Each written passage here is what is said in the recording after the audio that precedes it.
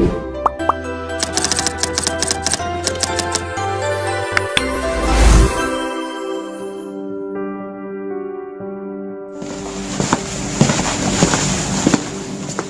apakah di perpustakaan ini ada buku tentang sejarah Indonesia seperti peristiwa proklamasi?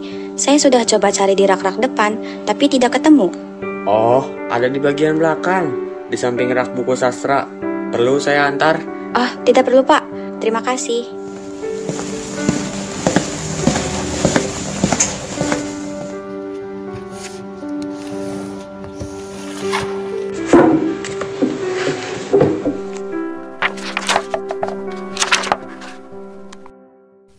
Teks proklamasi kemerdekaan Indonesia dibacakan pada tanggal 17 Agustus tahun 1945 di kediaman Soekarno. Pada hari Jumat yang bertepatan dengan jatuhnya bulan suci Ramadan, pukul 5 pagi, fajar 17 Agustus tahun 1945 memancar di ufuk timur, saat embun pagi masih menggelantung di tepian daun. Para pemimpin bangsa dan para tokoh pemuda keluar dari rumah Laksamana Maeda dengan diliputi kebanggaan setelah merumuskan teks proklamasi hingga dini hari. Mereka telah sepakat untuk memproklamasikan kemerdekaan bangsa Indonesia hari itu di rumah Soekarno di Jalan Pegangsaan Timur nomor 56, Jakarta, pada pukul 10 pagi nanti. Rumah Soekarno dipilih karena dikhawatirkan jika dilakukan di lapangan Ikada akan terjadi bentrokan rakyat dengan pihak militer Jepang. Menjelang pelaksanaan proklamasi kemerdekaan, suasana di Jalan Pegangsaan Timur nomor 56 cukup sibuk. Wali Kota Jakarta, Suwiryo, memerintahkan kepada Wilopo untuk mempersiapkan peralatan yang diperlukan seperti mikrofon dan beberapa pengeras suara. Sedangkan Sudiro memerintahkan kepada Suhud untuk mempersiapkan satu tiang bendera. Karena situasi yang tegang, Suhud tidak ingat bahwa di depan rumah Bung Karno masih ada 2 tiang bendera dari besi yang tidak digunakan. Justru, Suhud mencari sebatang bambu yang berada di belakang rumah. Bambu itu dibersihkan lalu diberi tali, kemudian ditanam beberapa langkah saja dari teras rumah. Bendera yang dijahit dengan tangan oleh Fatmawati sudah disiapkan. Bentuk dan ukuran bendera itu tidak standar, karena kainnya berukuran tidak sempurna. Memang, kain itu awalnya tidak disiapkan untuk bendera. Sementara itu, rakyat yang telah mengetahui akan dilaksanakan proklamasi kemerdekaan telah berkumpul. Rumah Soekarno telah dipadati oleh sejumlah massa pemuda dan rakyat yang berbaris teratur. Beberapa orang tampak gelisah, khawatir akan adanya pengacauan dari pihak Jepang. Waktu itu Soekarno terserang sakit karena penyakit malarianya kambuh. Malamnya panas dingin dan baru tidur setelah selesai merumuskan teks proklamasi. Rakyat yang telah menunggu sejak pagi mulai tidak sabar lagi untuk mendengar pembacaan teks proklamasi ini. Matahari kian semakin tinggi, tetapi proklamasi belum juga dimulai. Para pemuda yang tidak sabar mulai mendesak Soekarno untuk segera membacakan teks proklamasi. Namun, Soekarno tidak mau membacakan teks proklamasi tanpa kehadiran Muhammad Hatta. Dan 5 menit sebelum acara dimulai, Muhammad Hatta datang dengan pakaian putih-putih dan langsung menuju kamar Soekarno. Sambil menyambut kedatangan Muhammad Hatta, Soekarno bangkit dari tempat tidurnya lalu berpakaian. Ia juga mengenakan setelan putih-putih. Kemudian keduanya menuju tempat upacara. Upacara berlangsung sederhana saja, tanpa protokol. Latif Hendraningrat, salah seorang anggota PETA, segera memberi aba-aba kepada seluruh barisan pemuda yang telah menunggu sejak pagi untuk berdiri. Serentak, semua berdiri tegak dengan sikap sempurna. Latif kemudian mempersilakan Soekarno dan Muhammad Hatta maju beberapa langkah mendekati mikrofon. Dengan suara mantap dan jelas, Soekarno mengucapkan pidato pendahuluan singkat tanpa teks sebelum akhirnya membacakan teks proklamasi.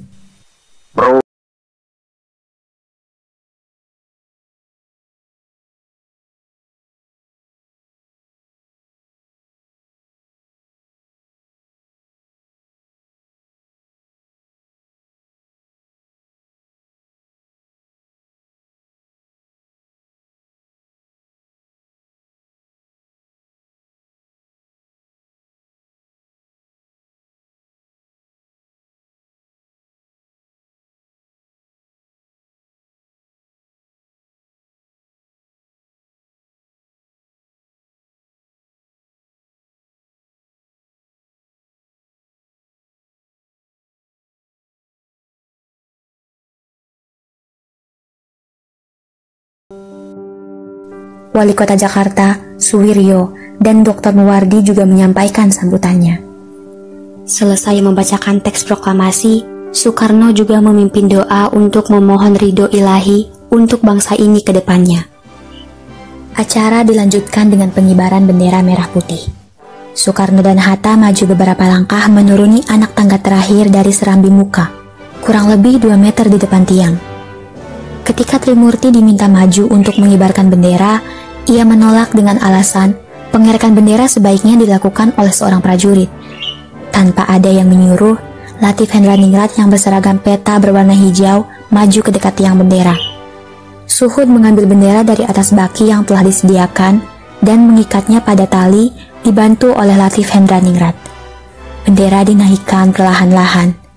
Tanpa ada yang memimpin, para hadirin dengan spontan menyanyikan lagu Indonesia Raya yang setiap liriknya mengandung doa.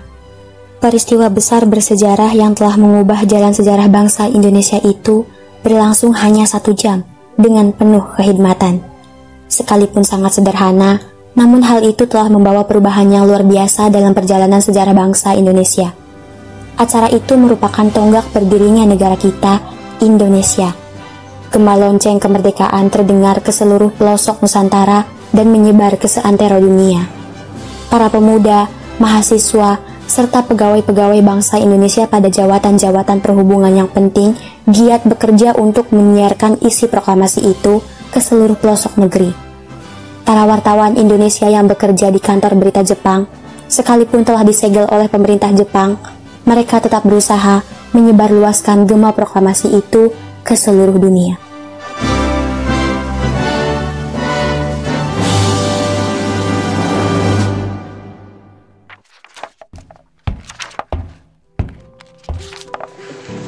Di sini rupanya.